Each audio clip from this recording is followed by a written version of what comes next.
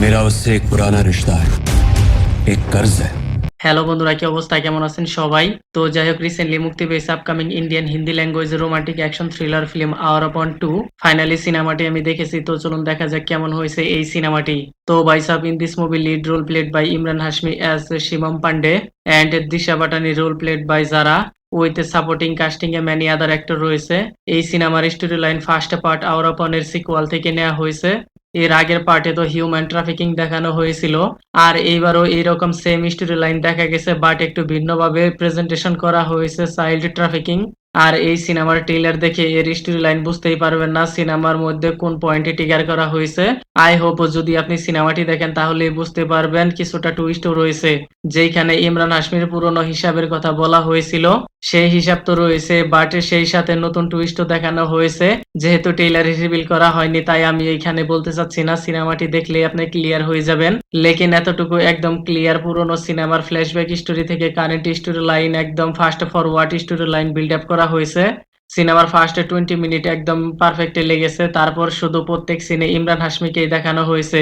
আর কেনই বা দেখাবে না, পুরা বলিউড এক তরফ আর ইমরান হাশমি একলা এক তরফ। লেকিন আমি তো মনে করেছিলাম সিনেমার মধ্যে কোনো লাভ রোমান্টিক সিন দেখতে পাওয়া যাবে, কিন্তু না ভাই, তেমন কিছুই না। বাট দিশা পাটানের অ্যাক্টিং পার্সোনালিটি মোটামুটি ঠিকঠাকই লেগেছে। স্টোরি লাইন ওয়াইজ আর একটু বেশি এক্সপেক্ট করেছিলাম, তো কই বাত নেই। আর এইখানে মেন ভিলেন তাকেও পারফেক্ট ওয়েতে প্রেজেন্টেশন করা হয়েছে। তার aggression, madness, look like psycho type দেখানো হয়েছে, রিয়েলি গুড। আর এইখানে ইমরান হাশমির পারফরমেন্স, তার লুকস, প্রেজেন্টেশন, গম্ভীর, দরদ, ব্যথা, একলাপন এইসব কিছু আপনি ফিল করতে পারবেন। আর ওই পুরোনো গানের সঙ্গে প্রত্যেকটা সিন আরো ইন্টেন্স ফিল করাবে। আর এইখানে অ্যাকশন ফাইটিং সিকোয়েন্সও ঠিকঠাকই দেখতে পাওয়া গেছে। সিনেমার মধ্যে 3-4টা সং রয়েছে, পুরোনো সং এর সামনে তেমন একটা ইন্টেন্স ফিল হয়নি। লেকিন স্টোরি লাইন প্রেজেন্টেশনে ছোট মোটো অনেকটাই ফ্লস রয়েছে। ট্রেনওয়ালা সিন একদমই ক্যাজুয়াল, তারপর হিউম্যান ট্রাফিকিং একদমই শর্টকাট দেখানো হয়েছে।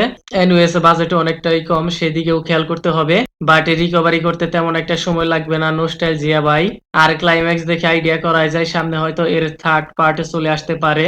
ওভারঅল সবকিছু মিলিয়ে ইটস রিয়েলি গুড মুভি। তো যাই হোক, আমি আর কিছু বলবো না, দিস ইজ মাই ওপিনিয়ন। ফ্যামিলির সাথে দেখতে পারবেন, and kindly subscribe my channel. Okay then, ভিডিওটি কেমন লেগেছে আপনার? ধন্যবাদ, দেখা হবে পরের ভিডিওতে।